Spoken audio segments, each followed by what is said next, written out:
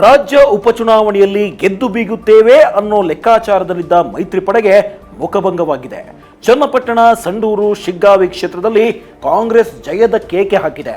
ಪ್ರತಿಷ್ಠೆಯ ಕಣವಾಗಿದ್ದ by election ಬ್ಯಾಟಲ್ನಲ್ಲಿ ಕೈಪಡೆ ಕಟ್ಟಿ ಹಾಕಲು ಬಿಜೆಪಿ ಜೆಡಿಎಸ್ ವಿಫಲವಾಗಿದೆ.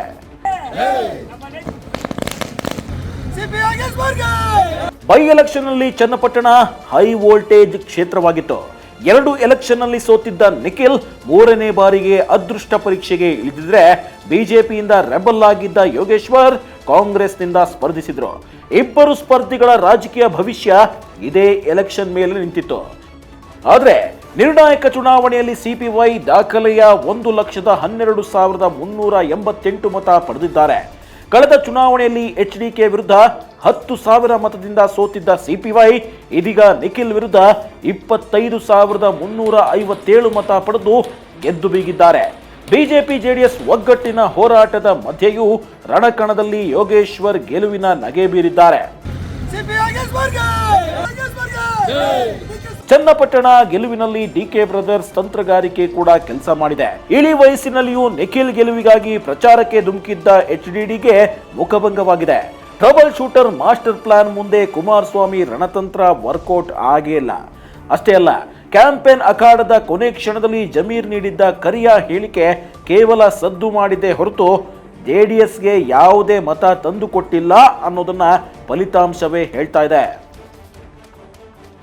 ಚನ್ನಪಟ್ಟಣ ಒಂದು ಕಥೆಯಾದ್ರೆ ಶಿಗ್ಗಾವಿಯದ್ದು ಬೇರೆಯದ್ದೇ ಸ್ಟೋರಿ.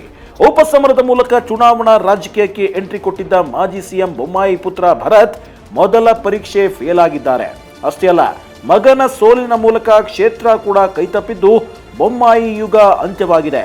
ಮತ್ತೊಂದು ಅಚ್ಚರಿ ಅಂದ್ರೆ ಹಿಂದೂಗಳು ಹೆಚ್ಚಾಗಿರುವ ಶಿಗ್ಗಾವಿ ಕ್ಷೇತ್ರದಲ್ಲಿ ಕಾಂಗ್ರೆಸ್ನ ಮುಸ್ಲಿಂ ಅಭ್ಯರ್ಥಿ ಯಾಸೀರ್ ಪಠಾಣ್ ಗೆದ್ದು ಬೀಗಿದ್ದಾರೆ.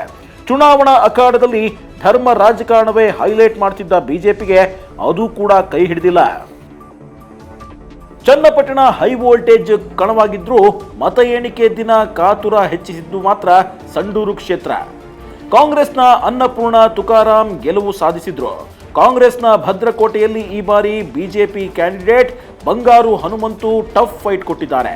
ವಿಶೇಷ ಅಂದ್ರೆ ಜಿದ್ದಾಜಿದ್ದಿನ ಕಣ ಸಂಡೂರು ಕ್ಷೇತ್ರದಲ್ಲಿ ಗೆಲುವು ಸಾಧಿಸಿದ ಮೊದಲ ಮಹಿಳಾ ಅಭ್ಯರ್ಥಿ ಅನ್ನೋ ಹೆಗ್ಗಳಿಕೆಗೆ ಅನ್ನಪೂರ್ಣ ಪಾತ್ರರಾಗಿದ್ದಾರೆ. 3 ಕ್ಷೇತ್ರಗಳ ಬೈ ಎಲೆಕ್ಷನ್ ಅಖಾಡ 16 ಸಂದೇಶ ಹೊರಹಾಕಿದೆ.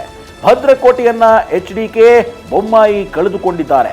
ಸತತ 3ನೇ ಚುನಾವಣೆಯಲ್ಲಿಯೂ ನಿಖಿಲ್ ಸೋತಿದ್ದು ರಾಜಕೀಯ ಭವಿಷ್ಯವೇ ಬುಡಮೇಲಾಗಿದೆ. ಸಿಪಿವೈಗೆ ರಾಜಕೀಯ ಪುನರ್ಜನ್ಮ ಸಿಕ್ಕಿದ್ದು 3 ಕ್ಷೇತ್ರ ಗೆದ್ದ ಕಾಂಗ್ರೆಸ್ಗೆ ಹೊಸ ಹುಮ್ಮಸ್ಸು ಸಿಕ್ಕಿದೆ.